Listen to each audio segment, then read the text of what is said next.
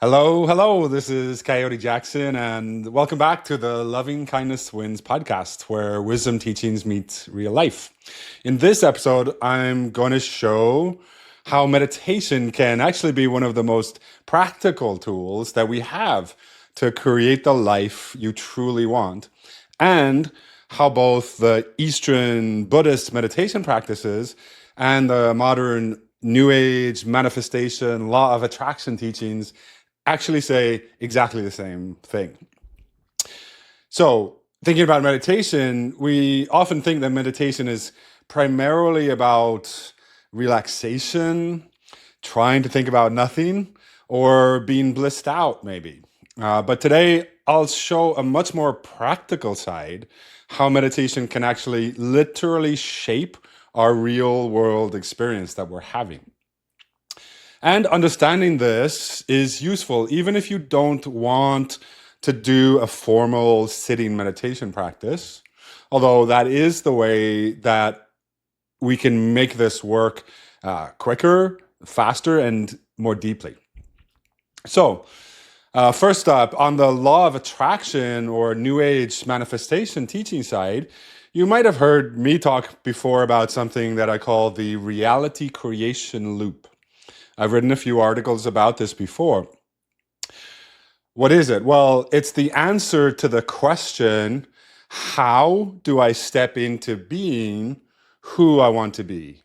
How do I be? How do I step into being who I want? The answer is do the reality creation loop. So it's a very powerful, deceptively simple three-step practice. So the first step is notice. So we notice, where have my thoughts been? Where has my attention been? Right? So we can recognize, oh, I've been focusing on this, on being anxious or watching TV, or I've been down a rabbit hole of thinking about how bad something is, right? Whatever we've been focusing on, right? Where has our attention been? So that's the first step, is to notice. We become aware of our thoughts just in the previous moment to when we noticed. So we notice our thoughts, our emotional state, where our attention has been focused. So first step, notice, where has my attention just been? So then the second step is that you become willing. Second step, become willing. So we decide that we're ready to change our experience right now. This isn't always the case. We're not always willing in the moment. We can find it hard to be willing to change right now. So often we say, well, maybe tomorrow I'll do that. Maybe later after dinner, I'll just watch one more show, right? I'll do something else. I'll go clean the kitchen, right? So the second step is the development of the willingness to shift our attention right now in this moment. Later on is another moment. This moment is where the opportunity to practice arises, right? So second step, become willing to shift your attention right now. Then the third step is to make that shift. Place your attention on what you want. So that's step 3, place your attention on what you want. So we intentionally focus our mind and heart on the feeling, the being that you want to create. I've talked in another video about how do we know what we want. So once we have chosen, what is it that I want? This, in the third step then, is where we put our attention on that. That could be being happy, being peaceful, being loving, being in confidence, being intimate, right? Whatever it could be, whatever it is that you want, whatever reality you want to live in, where you get to be that version of you, that is what you put your attention on in this third step, being that. What does that look like? So that could be a couple of ways depending on what it is that you want. It could be by imagining it very vividly and feeling it emotionally. Or it could be directly physically embodying that right now. So, For example, if you wanted to be loving leader, that's what one of my clients is working with as to show up in his marriage, to be a loving leader. Then in that third step, you would step into that. What does it mean to be a loving leader right now? If you are working with creating the being of athlete, for example, working to transform your body and how you relate to it, then you would summon the being of athlete. And that might look like going to the gym in that moment, or making a healthy meal, right? Or reading or watching something about athletics or the type of exercise or movement that you're interested in.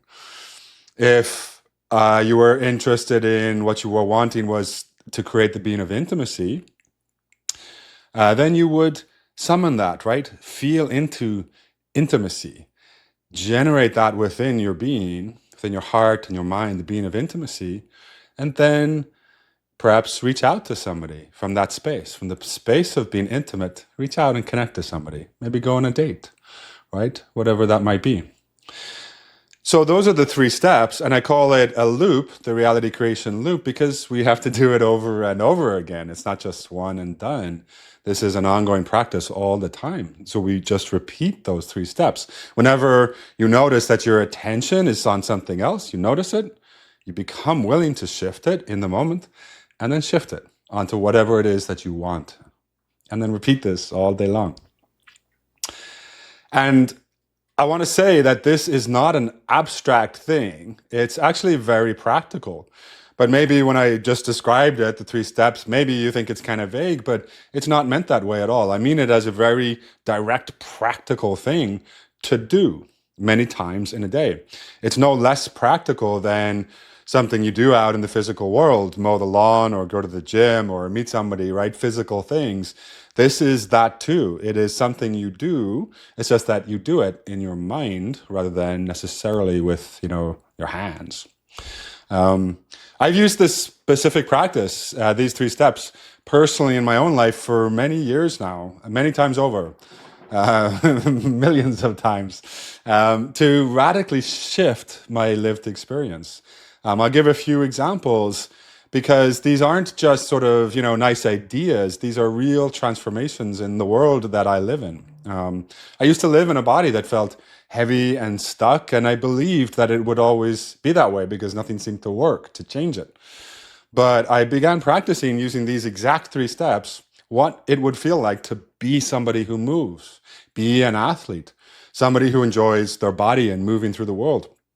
And that shift in attention led me to lose weight, to start running, and then I started training and cycling and swimming, and I started doing triathlons, and eventually kind of shifted into bodybuilding and built a body that feels strong and healthy and joyful to live in, even when I'm going through illness or injuries or things that occur.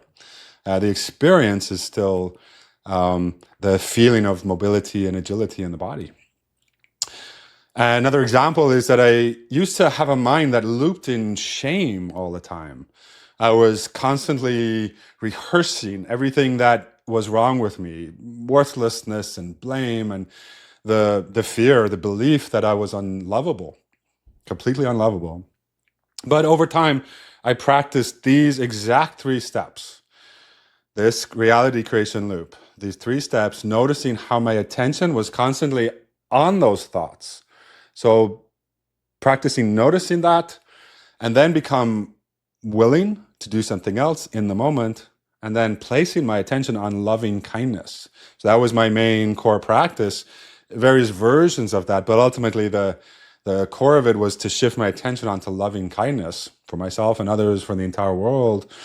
And now it worked. I truly love being me, and my world, the world that I experience, is suffused with the experience of loving kindness instead of shame, how it used to be.